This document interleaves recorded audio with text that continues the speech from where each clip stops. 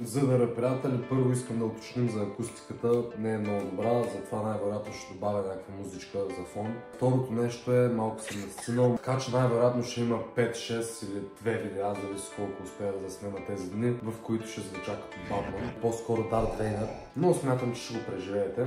Първото ни видео е какво означава да се занимаваш с бизнес. И преди да преминем към видеото, смятам, че е честно да ви кажа с какво се занимавам аз и кой изобщо ви говори. Както се вижда на корицата на Facebook профила ми, имам сайт за подаръци, интериорни решения и аксесуари.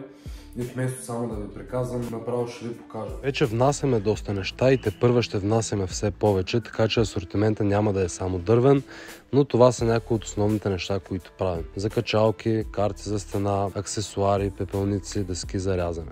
Ето това представлява производството и склада в Сливен. И малък склад в Пловдив, тъй като предстои да отваряме магазин. Това са двата основни лазера, синичкият и там е първия, все още върши някаква работа. Лазерите представляват CNC машини, т.е. подаваш им чертеж, файл или директно пишеш текст. Това, което си подал, се гравира върху дърво, алуминий, стъкло или няколко други материали. Тук става въпрос за курс за ули, лежете не с U. Правим го малко по-голям, за да пасва. Даваме параметри за рязане и даваме старт на машината. Ако видим какво прави лазера, в случая не го изрязва, само го очертава, тъй като силата, която сме подали, е по-малка. Тоест, просто го изписваме. Не си помислите, че става въпрос за ULA, това си е ули. Има още една CNC машинка, която се нарича рутер. Работи на същия принцип, разликата е там, че няма тръба, която да създава лъч и да обгаря дървото. Има шпиндел, в който се вкарват различни видове ножове и машината дълбае по чертеж. Може да прави и свежи 3D форми. Не, че има значение, но мястото се охлажда и отоплява с централни климатици, като средният ми ток за миналата зима беше 1900 лева. Просто да се знаете. Тук се правят някои довършителни детайли и пратките се опаковат. Два важни въпроса са откъде се роди идеята. Първо, основният ни бизнес е производство на мебели, от които остава доста остатък като материал. Ако не знаете как се случва процеса, купуват се плоскости, било то масив, MDF или PLC.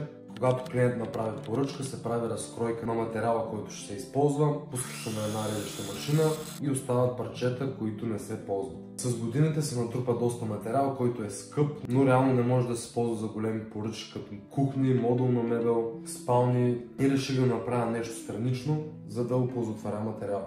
Първоначално идеята беше производството да се случва там, но поръчките станаха малко повече и реших да го отделя, което естествено ни води към втория въпрос и той е: изкарват ли са пари от и нещо. Първата година, когато пуснах сайта да работи без фирма, направих няколко стотин лева оборот. Първата година, в която работих с фирма, както може да се види в Papagal.bg, направих 49 000. Следващата година бях 109. За миналата година оборота беше около 300 000, а за тази година се очертава да е малко над половин милион. Което предполагам окей, но не е нещо, което ме задоволява и смятам, че е нещо, което мога да удвоя и утроя следващата година. Ако знаех нещата, които ще ви кажа в този курс преди 5 години, когато започнах сайта. Та преди да продължим, нека да уточним какво означава да се занимаваш с бизнес. Гледам си записките и тук съм написал, че да се занимаваш с бизнес е долу-горе като да сглобяваш пъзел с огромен брой ситни части, само че не знаеш колко са частите, не знаеш дали всичките са в кашона, който е пристигнал,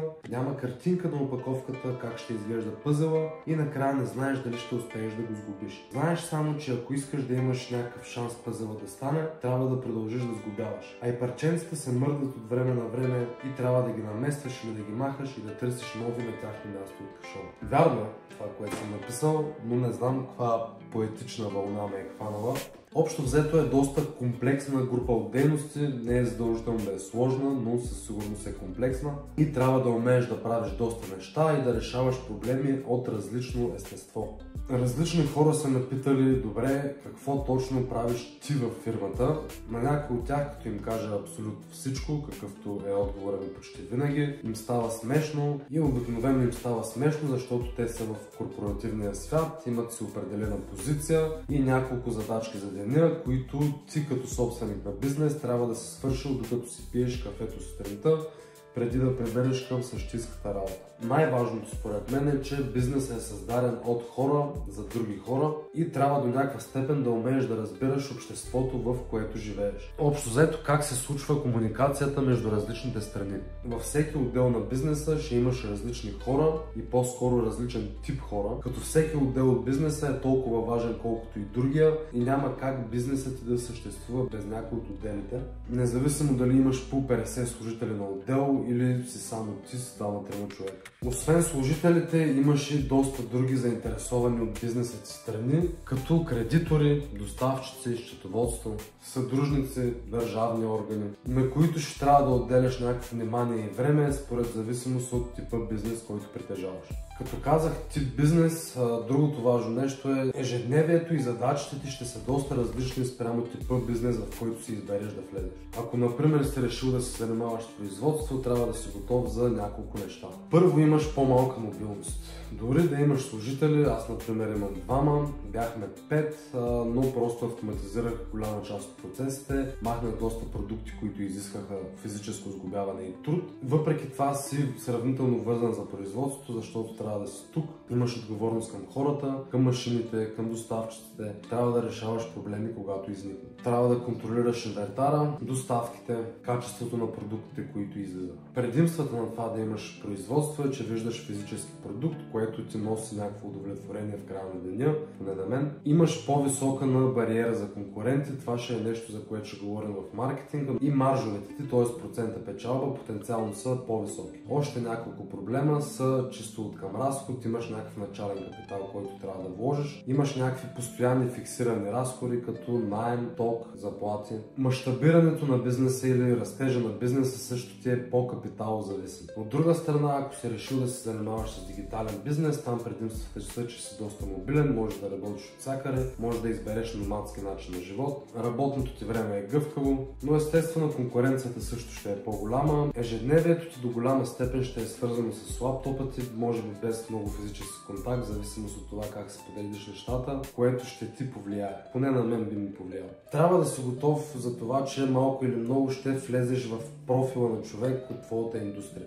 Какво имам предвид? Ако видиш група, една маса земеделци, виждаш как изказа им, маниерите им и начинът на мислене е доста сходен. Ако погледнеш политическите възгледи на група програмисти, виждаш доста сходствия, както виждаш сходствия между чалга певиците. Тоест, това с което се занимаваш, малко или много ще започне да ти го пише на лице. Трябва да си готов да си го приемеш. Докато се занимаваш с бизнес, задължително ще има някакви външни фактори, които ще се коментират. Било то, че Доналд Тръмп решил да потвърли някакви цифри за нови мета, станала е някаква война някъде, има икономически трус в Китай. Твоята работа, освен ако не можеш да се възползваш по някакъв начин от тези новини, е просто да ги игнорираш, защото те не те касаят. Външни събития и фактори винаги е имало, има и винаги ще има. Ти просто трябва да вършиш работа и да даваш стойност във всеки един от отделите на бизнеса си. Ако трябва да обобщим този урок, ще имаш един куп проблеми, които трябва да решиш. Трябва да имаш един куп качества, които да развиваш, за да можеш да контролираш различните отдели от екипа ти.